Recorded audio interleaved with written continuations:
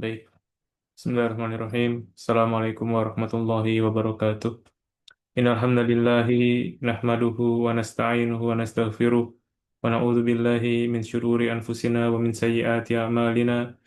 May yahdihillahu fala mudilla lahu wa may yudlilhu fala hadiyalah. Asyhadu an la ilaha illallah wahdahu la syarikalah wa asyhadu anna Muhammadan abduhu rasuluh. Allahumma shalli wa sallim wa barik ala nabiyyina Muhammadin wa ala alihi wa ashabihi ajmain. وعلى من تبعهم بإحسان إلى يوم الدين وعلينا معهم وفيهم برحمتك يا أرحم الراحمين.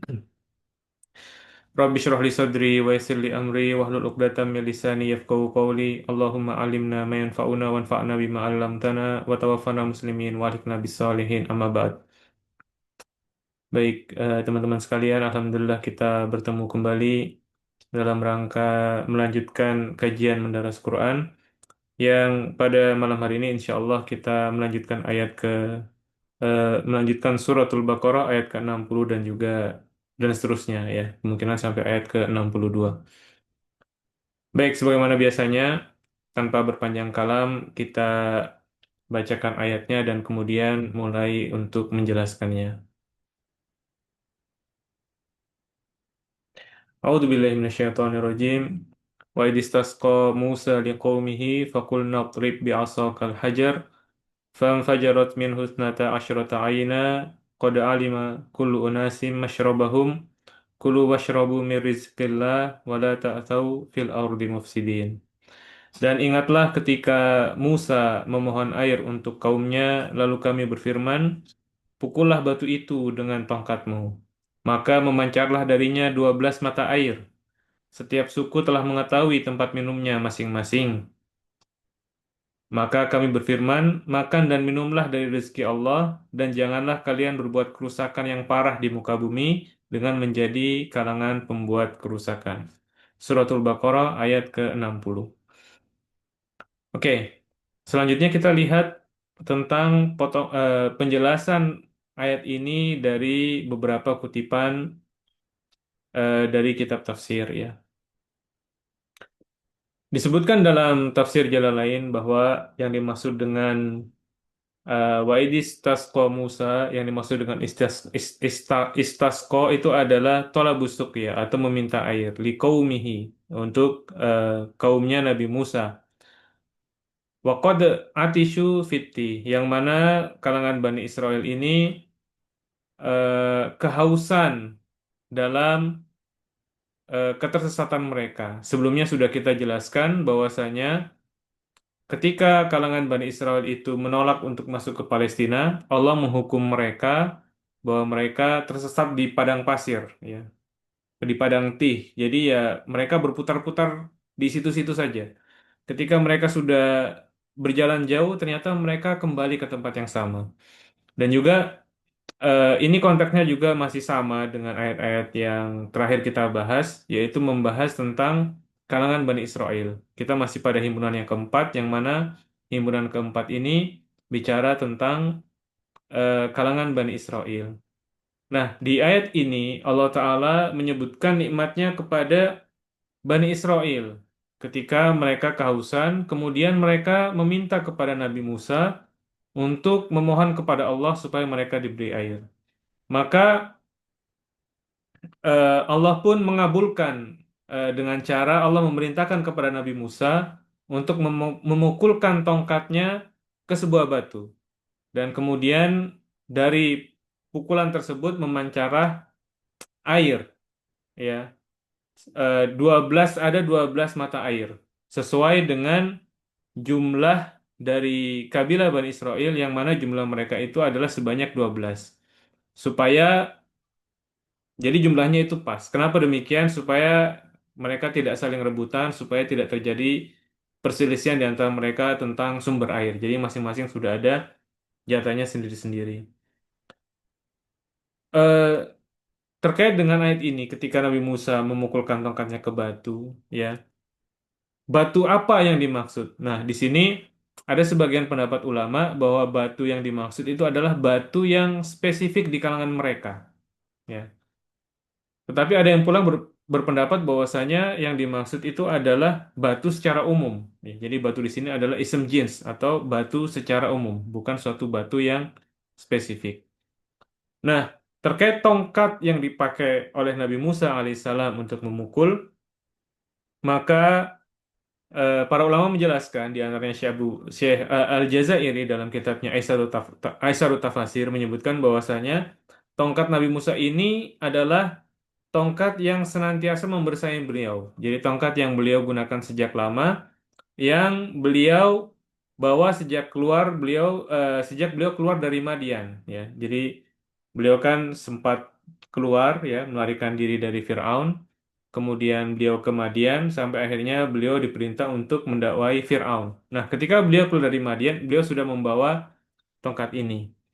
Kemudian ada sebagian pendapat juga menyebutkan bahwasanya tongkat ini adalah tongkat yang asalnya adalah dari pohon surga, ya, dari Syajarul Jannah yang dibawa turun oleh Nabi Adam. Ya, ini sebagian pendapat ada yang menyebutkan demikian. Wallahu taala alam, ya.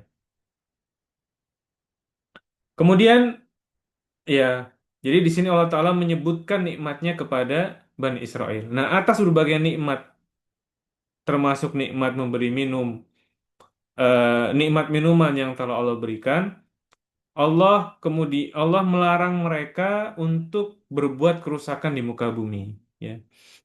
Wala ta'sau, dan apa yang dimaksud dengan ta'sau, ya? Al-ithi di sini, ya. Wala ta'sau fil ardi mufsidin. Al-ithi di sini kata Syekh Al-Jazairi maknanya adalah akbarul fasadi. Maknanya akbarul fasadi. Maknanya adalah kerusakan yang sangat besar. Ya. Ini dari kata Athiya ya'tha, seperti kata Radiya yarda. Ya, jadi maknanya adalah kerusakan yang besar. Kemudian Allah tegaskan lagi, wala ta'tsau fil ardi mufsidin, ya.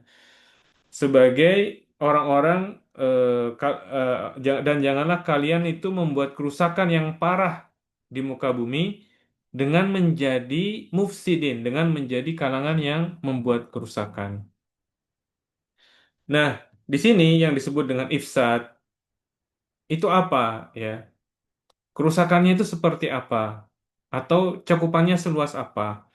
Nah, Syekh Al-Jazairi menjelaskan bahwasanya cakupan dari ifsad atau berbuat kerusakan itu maknanya sangat luas sekali.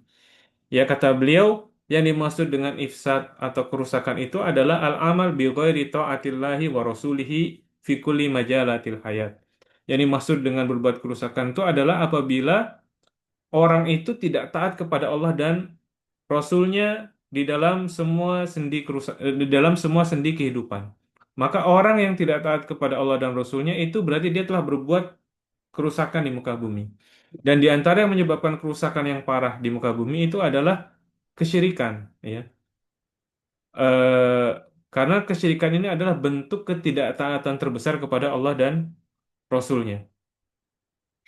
Meskipun syirik itu tidak ganggu orang. Begitu pula dengan kemaksiatan-kemaksiatan lain yang meskipun orang itu tidak terganggu dengan itu, tetapi kalau dia itu tidak taat kepada Allah dan Rasulnya, maka itu termasuk ke dalam berbuat kerusakan di muka bumi. Oke, kita lanjutkan. Ini kaitannya dengan ayat yang ke-60. Kita kemudian lanjutkan ke ayat yang ke-61. Ya. Selanjutnya Allah Ta'ala berfirman, wa idh qultum ya Musa lan nasbiru ala ta'amin wahidin fad'u lana rabbaka yukhrij lana mimma tumbitul ardu min bakliha wa kitsaiha wa fumiha wa adasiha wa basaliha qala atastabdiluna alladhi huwa adna billadhi huwa khair ihbitu misran fa inna lakum ma sa'altum wa duribat alaihimud dhillatu wal maskanatu wa ba'u bighadabin minallah dzalika bi annahum kanu yakfuruna bi ayatillahi wa yaqtuluna an-nabiyyina bighairil haqq dzalika bima asaw wa kanu ya'tadun. Ingatlah ketika kamu, wahai Bani Israel, itu berkata, Hai Musa, kami tidak sabar dengan satu macam makanan saja. Oleh sebab itu, mohonkanlah untuk kami kepada Tuhanmu, agar Dia mengeluarkan bagi kami dari apa yang ditumbuhkan oleh bumi, yaitu sayur mayurnya, ketimunnya, bawang putihnya, kacang adasnya, dan bawang merahnya. Musa berkata, apakah kamu mengambil sesuatu yang rendah sebagai pengganti dari yang lebih baik? Pergilah kamu ke kota, pastilah kamu memperoleh apa yang kamu minta. Dan ditimpakanlah atas mereka kenistaan dan kehinaan, serta mereka mendapatkan kemurkaan dari Allah. Hal yang demikian itu karena mereka selalu mengingkari ayat-ayat Allah dan membunuh para nabi yang memang tidak dibenarkan untuk melakukan hal tersebut. Yang demikian itu karena mereka selalu berbuat durhaka dan melampaui batas. Nah, ini adalah ayat yang ke-61. Kita lanjutkan tentang penjelasannya dari kutipan-kutipan kitab tafsir. Ya. Eh, jadi ayat ini itu menyebutkan tentang betapa buruknya perilaku Bani Israel dalam membalas nikmat Allah, di mana mereka itu kurang bersyukur, kemudian juga tidak sabar. Bahkan yang lebih parah dari semua itu adalah mereka sampai pada level kejahatan yang sangat luar biasa, yaitu membunuh para nabi.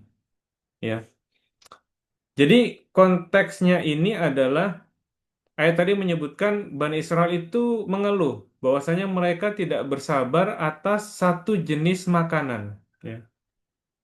Yang dimaksud satu jenis makanan di sini adalah alman wasalwa. Ya, kita pernah bahas di pertemuan sebelumnya bahwasanya dalam ketersesatan kalangan Bani Israel yang mana ketika mereka menolak masuk ke Palestina, mereka tersesat di muka bumi tadi ya. Jadi yang pertama tadi mereka minta air minum dan itu juga dimintakan oleh Nabi Musa alaihissalam. Kemudian mereka juga minta makan. Maka Nabi Musa itu kemudian memintakan makanan dan mereka diberikan makanan surgawi, makanan dari langit yaitu alman dan salwa. Ini adalah makanan yang sangat luar biasa ya, bukan lagi makanan duniawi tapi makanan yang surgawi, makanan dari langit. Namun mereka ini eh, apa namanya tidak bersyukur dan juga tidak bersabar ya.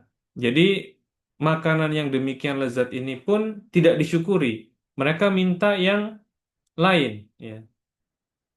Mereka minta agar makanan-makanan yang ditumbuhkan oleh bumi, makanan yang biasa-biasa saja, makanan yang dunia. Padahal Allah sudah memberikan yang lebih nikmat daripada itu.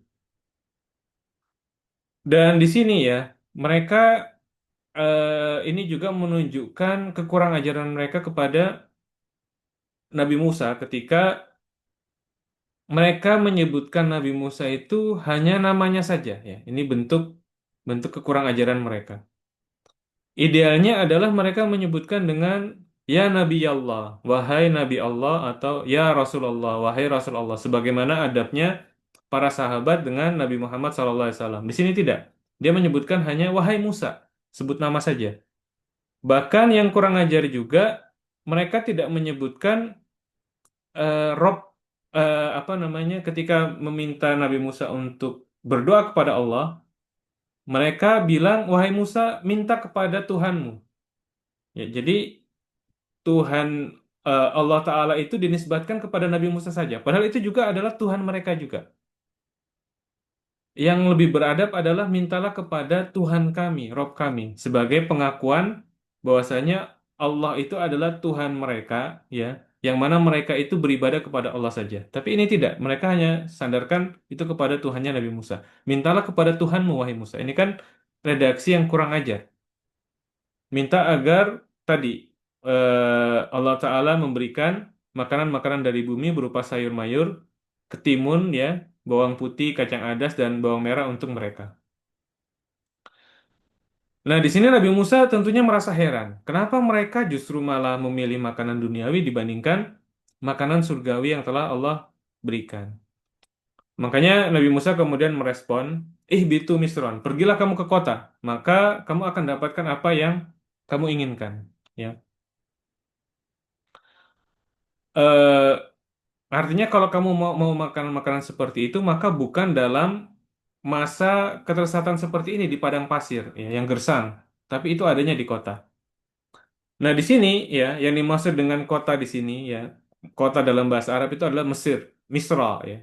Sama juga kalau dalam bahasa Indonesia itu menjadi Mesir ya. Mesir itu artinya sebenarnya kota. Nah, apa kota yang dimaksud di sini? Ya, di sini juga berbeda kalangan ahli tafsir sebagaimana apa namanya disebutkan oleh Imam Al-Baghawi. Ad-Dhahak mengatakan bahwasanya yang dimaksud dengan kota di sini adalah Mesirnya Fir'aun, ya. Mesir ya kota Mesir yang kita kenal. Eh, tapi ada juga yang mengatakan yang dimaksud dengan kota di sini adalah kota secara umum, bukan balik lagi ke kota Mesir, tapi kota secara umum. Karena makanan-makanan ini ya ada di kota secara umum. Makanya kata Imam Al-Baghawi yang benar adalah kota secara umum, ya, bukan Mesir yang lebih spesifik, ya. Tapi Mesir di sini adalah kota secara umum. Dan ini juga ditunjukkan oleh kata itu sendiri, karena di dalam kata ini Misron disebutkan dengan tanwin, ya, menunjukkan Mesir di sini adalah kota secara umum. Karena kalau yang dimaksud Mesir itu adalah Mesirnya Fir'aun, kotanya Fir'aun sebelumnya, maka tidak akan ditanwin. Kemudian di sini kalangan Bani Israel menyebutkan dalam ayat tadi ada kata lan nasbira, ya.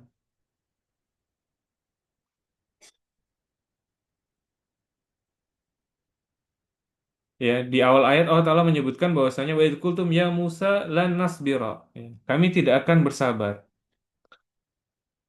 Lan ini sebenarnya dalam penggunaan bahasa itu litakbid untuk menunjukkan makna selamanya. Jadi ini menunjukkan betapa keengganan dan juga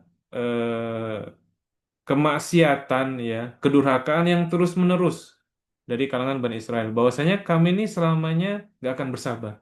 Jadi ini menunjukkan kata yang sangat kurang ajarnya mereka ya. Jadi kalau lanas biro itu lebih kuat dibandingkan kata lanas biro ya. Kami tidak bersabar. Kami tidak bersabar ini bisa jadi ya hanya sekarang saja.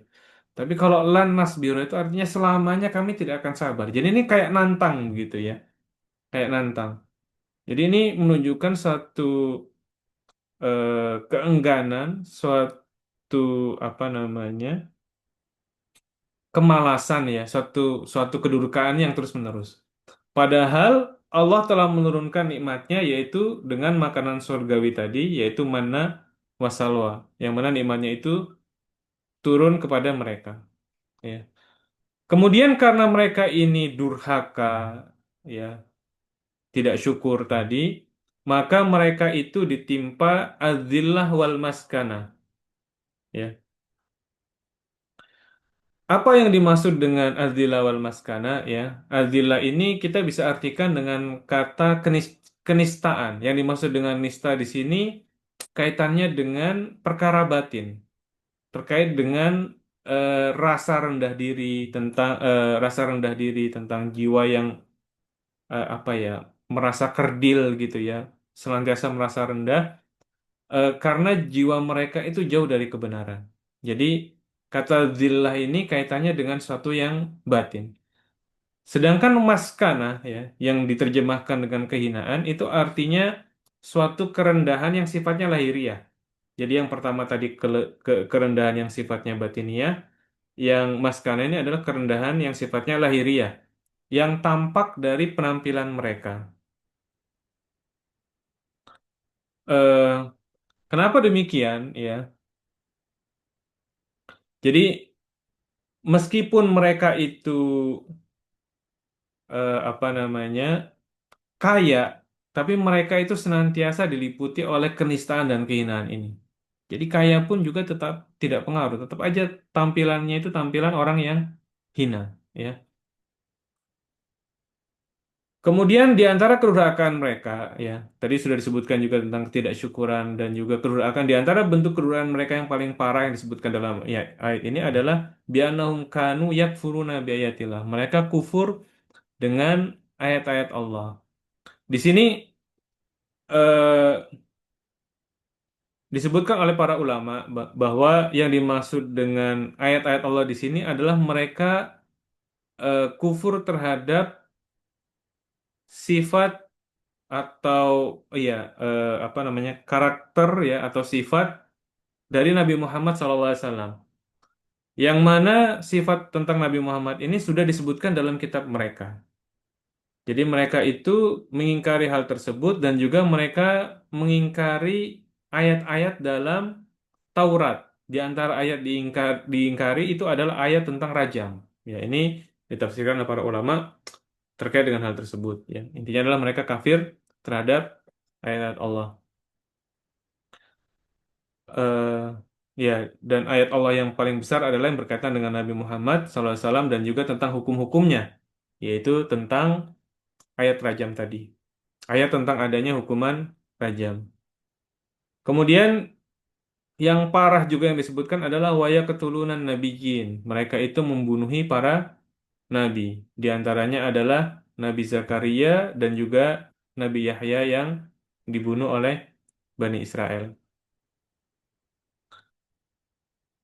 Jadi ini terkait dengan ayat ke-61 ya, di mana salah satu pelajaran penting dari ayat ini adalah bahwa nikmat Allah yang diremehkan, yang tidak disyukuri itu akan berubah menjadi nikmah.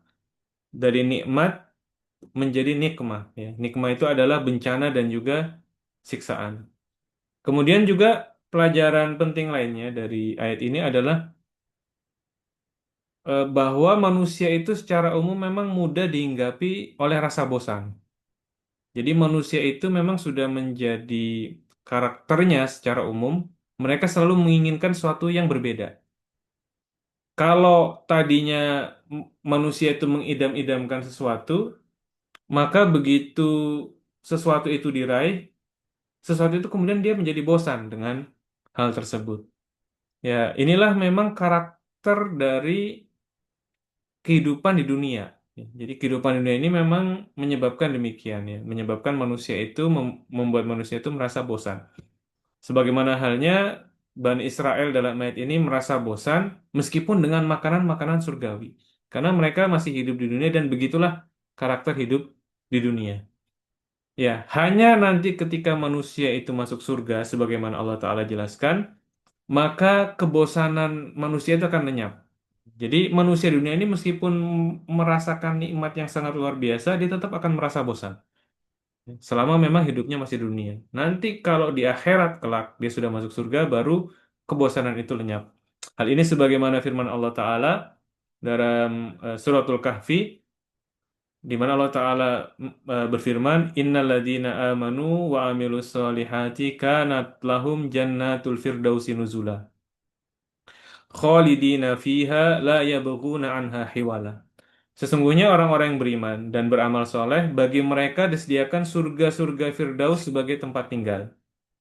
Mereka kekal di dalamnya, mereka tidak ingin berpindah darinya. Jadi udah benar-benar sudah merasa puas di situ, meskipun di sana itu sangat luar biasa lamanya, bahkan abadi. Ya, sebagaimana disebutkan oleh Al-Hafidz Ibnu Katsir bahwa ayat yang tadi dalam suratul Kahfi itu em, menjelaskan atau mengisyaratkan tentang betapa besar kecintaan penduduk surga terhadap surga.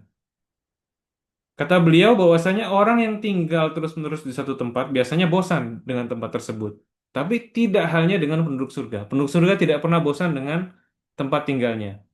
Mereka tidak ingin beralih dari tempat tersebut, tidak ingin pindah, tidak ingin pergi, ya. Kalau kita kan bosan di satu tempat, kita kemudian pengen jalan-jalan. Kenapa ya? Karena tadi bosan kalau di situ-situ saja.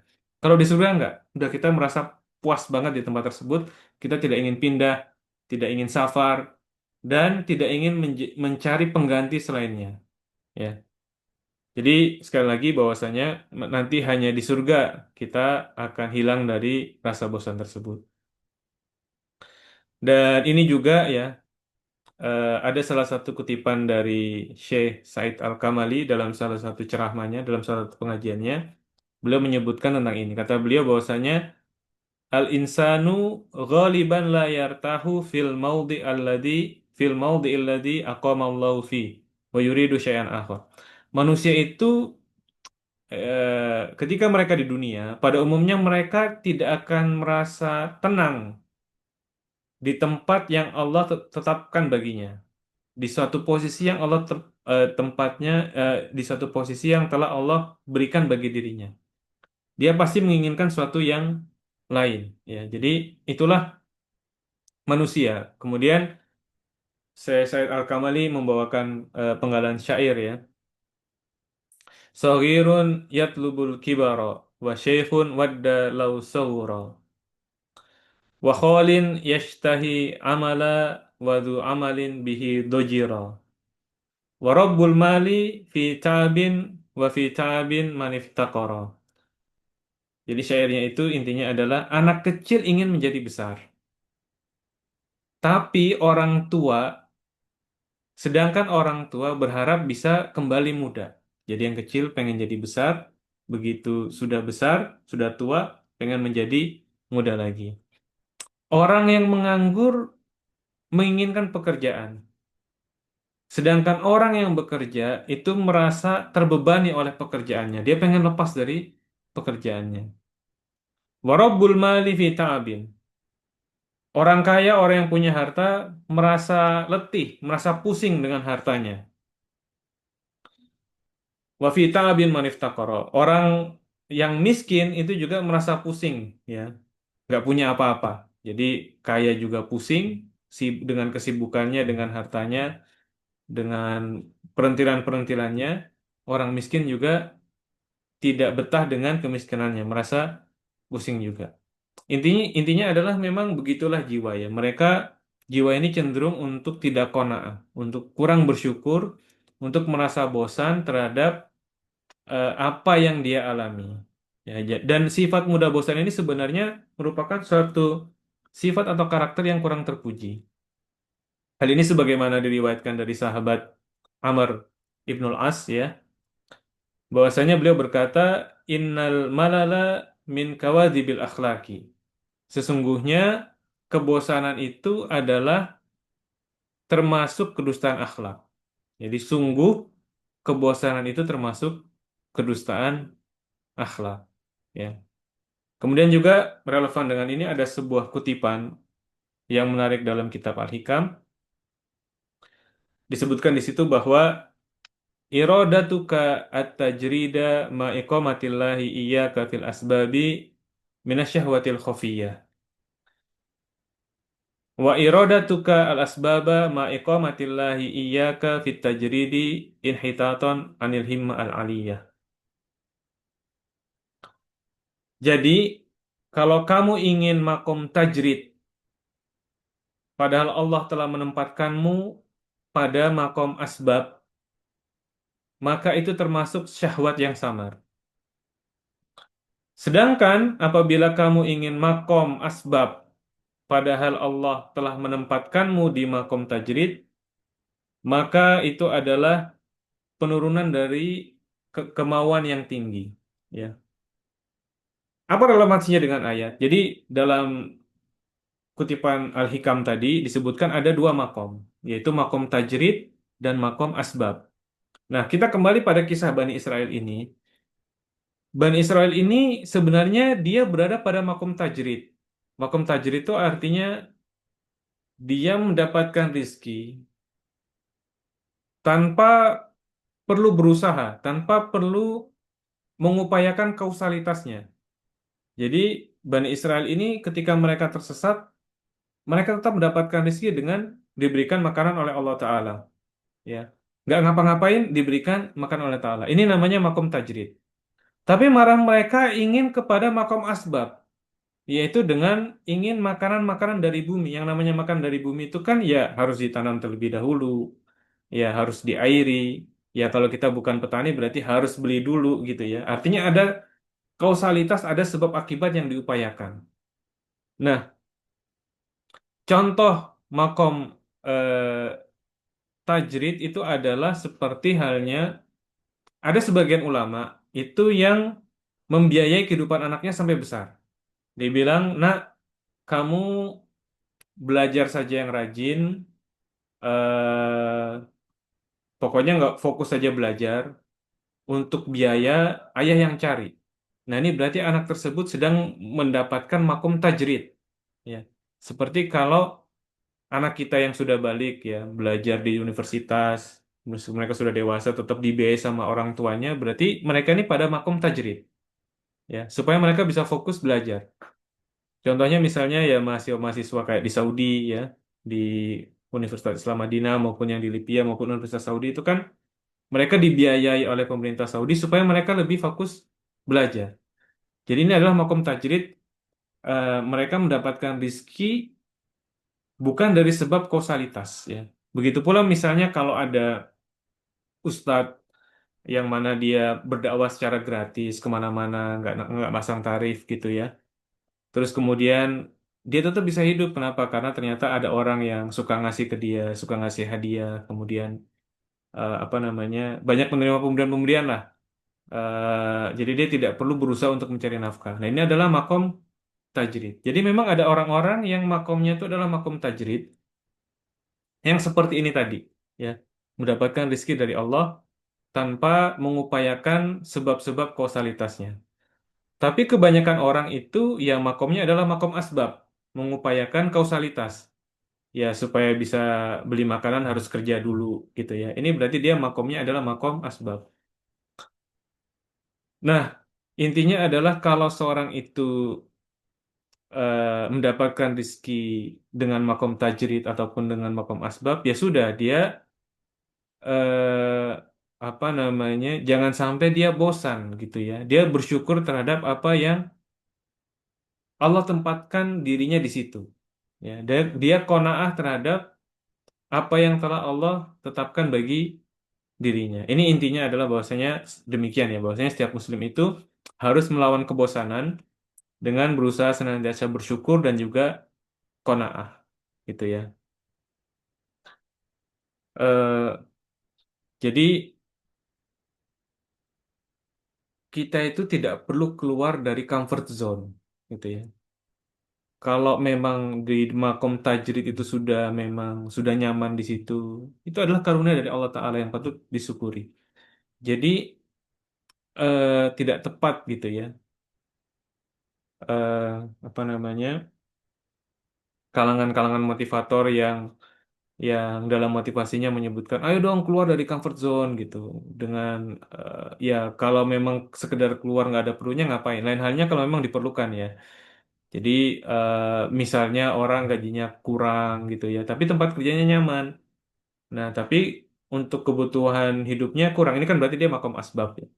Dia kurang. Nah, untuk bisa mendapatkan gaji yang lebih layak, tentunya dia perlu keluar dari comfort zone tadi. Dia perlu pindah ke pekerjaan yang lebih baik supaya dia mendapatkan gaji yang lebih baik untuk menafkahi keluarganya. Nah, ini sih oke gitu. Jadi intinya adalah tidak hanya sekedar asal keluar dari comfort zone. Kalau udah comfort di situ ya ngapain gitu ya. Jangan seperti halnya orang-orang Bani Israel dalam ayat ini tadi. Sudah diberikan rezeki oleh Allah begitu saja tanpa mereka perlu repot-repot, mereka mencari kerepotan-kerepotan mereka sendiri. Nah, ini adalah salah satu bentuk ketidaksyukuran yang seperti ini. Ya, lain halnya kalau memang tadi ya kebanyakan orang yang memang harus berusaha ya sudah itu dia dijalani dengan sabar, dengan tabah gitu ya. Intinya adalah kita melawan kebosanan kita karena tadi kita berada dalam tempat yang enak pun kita seringkali merasa bosan. Baik, kita lanjutkan ke ayat selanjutnya. Eh, Innalladzina amanu walladzina hadu wan nasara was-sabiina man amana billahi wal yaumil akhiri wa amila salihan falahum ajruhum 'inda rabbihim wala khaufun 'alaihim wala hum yahzanun. Sesungguhnya orang-orang yang beriman, orang-orang Yahudi, orang-orang Nasrani dan orang-orang Sabiin siapa saja di antara mereka yang benar-benar beriman kepada Allah dan hari akhir dan hari kemudian atau hari akhirat, serta mereka ini beramal soleh, maka untuk mereka pahala di sisi Tuhan mereka, tidak ada kekhawatiran atas mereka dan tidak pula mereka bersedih hati. Ya. Di sini disebutkan empat kalangan, ya, yaitu orang yang beriman, kemudian orang Yahudi, kemudian orang Nasrani dan Sobiin. Ya. Baik, kita lihat penjelasannya dalam eh, kitab tafsir ya, dalam kutipan kitab tafsir. Di dalam tafsir Jalalain disebutkan bahwasanya yang disebut dengan innalladzina amanu, orang-orang yang beriman itu adalah orang-orang yang beriman dengan nabi-nabi yang terdahulu, ya, bil anbiya'i min qablu. Kemudian Imam Al-Qurtubi menjelaskan bahwasanya yang dimaksud dengan orang-orang yang beriman ini adalah orang-orang yang membenarkan kenabian dari Nabi Muhammad SAW. Ya, jadi orang yang beriman di sini adalah orang-orang yang membenarkan kenabian dari Nabi Muhammad SAW. Ini kaitannya dengan orang beriman. Nanti akan ada penelitian, pendetailan lebih lanjut setelah ini. Ini kalangan yang pertama, orang-orang yang beriman. Kemudian kalangan yang kedua adalah orang-orang Yahudi. Eh, Orang-orang Yahudi ini, oke, ya sebelum itu ya. Jadi hubungan ayat ini dengan ayat sebelumnya. Kalau ayat sebelumnya itu disebutkan tentang ancaman kepada Bani Israel yang durhaka. Ya.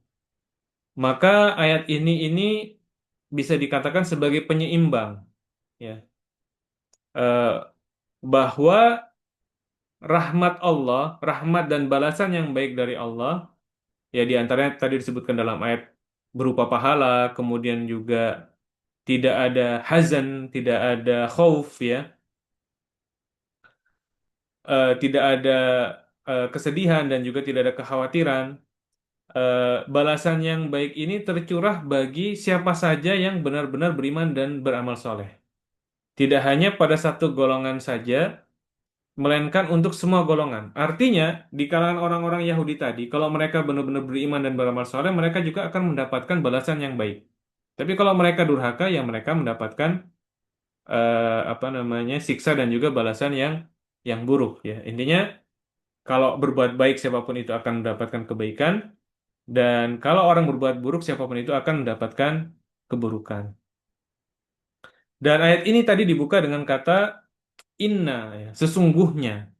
Nah, ini konteksnya adalah untuk eh, menguatkan penolakan anggapan. Jadi jangan sampai orang itu punya anggapan bahwasanya Bani Israel itu seluruhnya durhaka dan celaka.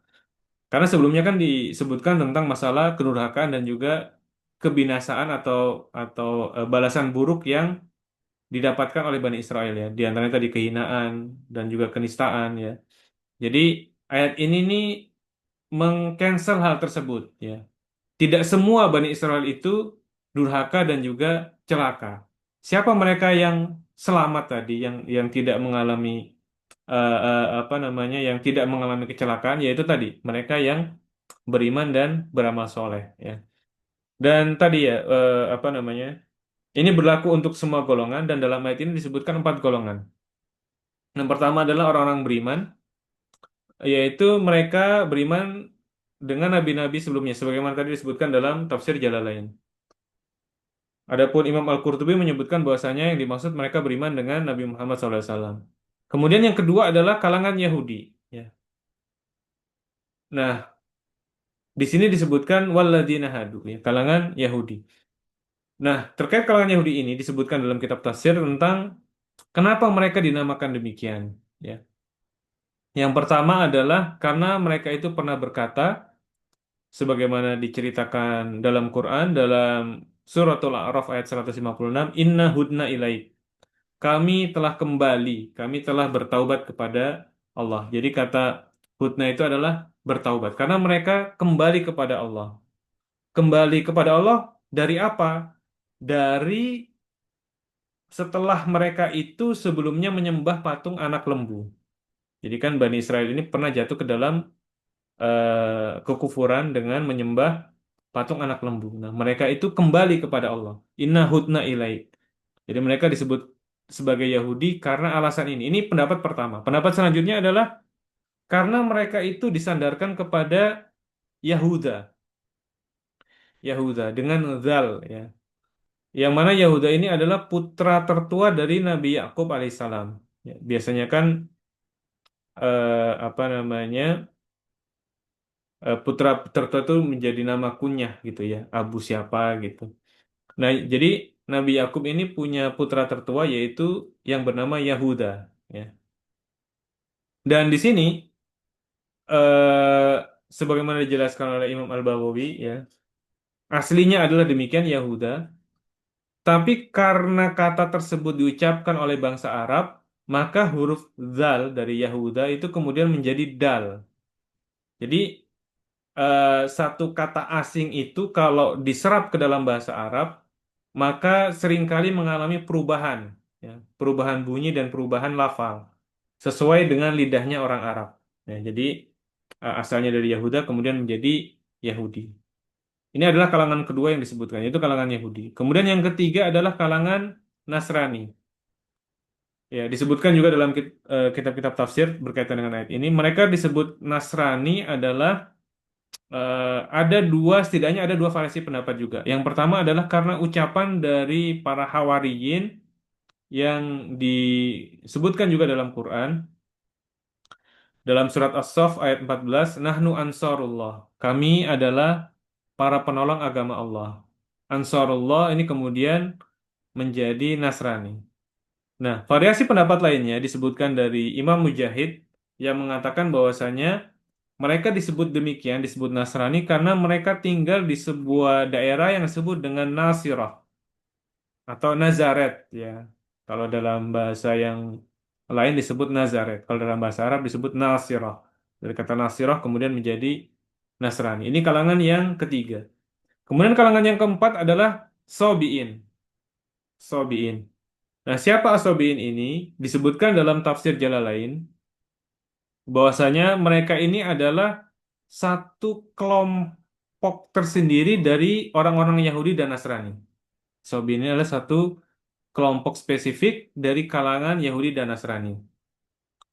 Nah, menurut Imam Al-Baghawi, ya, beliau menjelaskan bahwasanya kata sobiin ini dari kata soba'ah. Soba'ah itu artinya adalah keluar. Jadi mereka ini dinamakan sobiin karena mereka itu keluar dari satu agama ke agama lainnya. Jadi mereka keluar dari satu agama ke agama lainnya. Imam Qatadah menjelaskan bahwasanya mereka ini adalah satu kaum yang membaca kitab Zabur, kemudian mereka ini menyembah malaikat, mereka juga sholat dengan menghadap Ka'bah, dan mereka ini juga mengakui adanya Allah. Jadi mereka ini campur baur, mereka ini mengambil apa ya berbagai ajaran dari masing-masing agama ya masing-masing sebagian ajaran agama itu diambil dan juga diramu oleh mereka. Nah, disebutkan juga oleh Imam Al-Baghawi ya dari Abdul Aziz bin Yahya bahwasanya kalangan Sobin ini sudah punah. Jadi ini adalah eh, kejadian tentang kejadian masa lampau ya yang saat itu sudah tidak ada. Mereka sudah punah.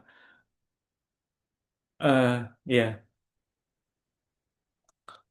Nah, jadi empat kalangan ini ya eh, kalau mereka ini beriman dan beramal soleh, maka mereka mendapatkan balasan-balasan yang baik. Nah, ini mungkin agak susah dipahami ya. Maksudnya bagaimana nih? Orang-orang beriman, kemudian juga orang-orang Yahudi, Nasrani, dan Sobiin. Kalau mereka beriman dan beramal soleh, maka mereka mendapatkan ganjaran yang baik. Nah, Imam Ibnu Katsir menjelaskan ya bahwa yang dimaksud dengan imannya orang-orang Yahudi itu adalah mereka yang berpegang teguh dengan kitab Taurat dan juga berpegang dengan ajarannya Nabi Musa alaihissalam sampai dengan datangnya Nabi Isa. Ya. Jadi ini terjadi pada framework tertentu di masa lampau.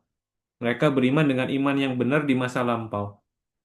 Jadi Yahudi itu kalau dia berpegang dengan Taurat dan ajaran Nabi Musa, sampai dengan datangannya Nabi Isa, maka mereka disebut orang-orang yang beriman dan beramal soleh. Namun, kata Ibnu Katsir, kalau Nabi Isa sudah datang, tapi mereka tetap kekeh dengan Taurat dan ajarannya Nabi Musa, namun tidak mau mengikuti Nabi Isa, maka mereka celaka. Ya, mereka bukan yang dimasukkan dalam ayat ini. Begitu pula kalangan Nasrani yang dimasukkan dalam ayat ini, yang mereka ini mendapatkan pahala itu adalah mereka yang berpegang dengan Injil dan juga syariatnya Nabi Isa, dan mereka ini adalah orang-orang yang diterima amalnya sampai dengan datangnya Nabi Muhammad SAW. Ya. Ketika Nabi Muhammad SAW sudah diutus, sudah datang kepada mereka, dan mereka masih kekeh mengikuti ajarannya Nabi Isa dan Injil, tidak mau mengikuti ajarannya Nabi Muhammad SAW, maka mereka ini termasuk orang yang celaka. Mereka bukan lagi termasuk ke dalam orang yang beriman tadi. Intinya adalah mereka yang beriman dan beramal soleh ini, sebagaimana dijelaskan oleh Ibnu Katsir, adalah mereka yang beriman dengan iman yang benar dan ajaran yang benar sesuai dengan konteks zamannya.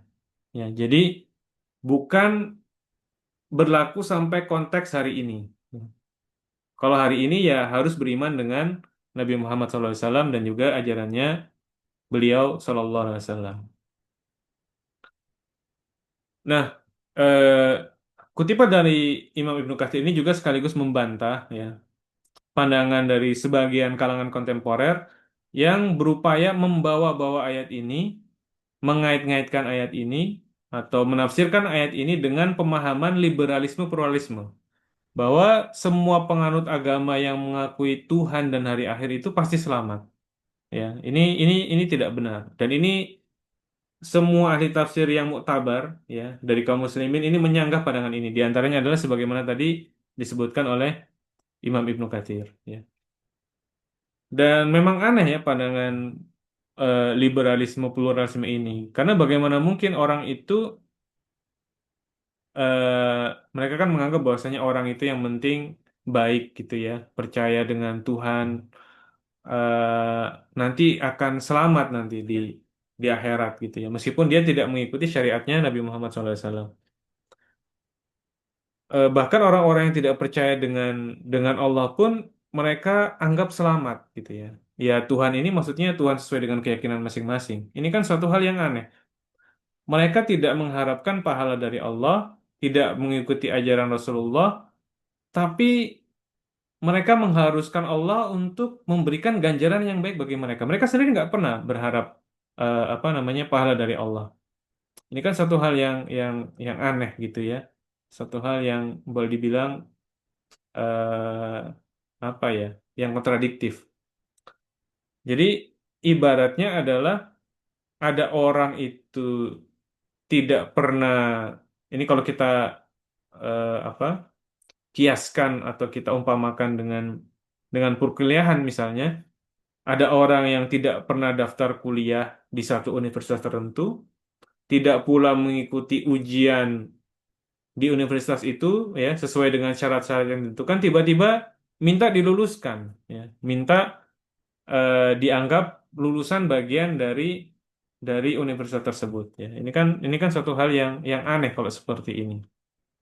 Ya, tidak pernah minta kepada Allah, tidak pernah mengikuti ajaran Allah yang benar yang sebagaimana dibawa oleh Rasulullah Muhammad SAW, tiba-tiba minta supaya orang seperti ini bisa lulus. Ini kan tidak benar. Jadi ayat ini sekali lagi tidak benar untuk dibawa ke pemahaman pluralisme dan juga liberalisme yang menyatakan bahwasanya semua agama itu benar, semua agama sama, semua agama itu akan menyebabkan pemeluknya masuk ke dalam surga.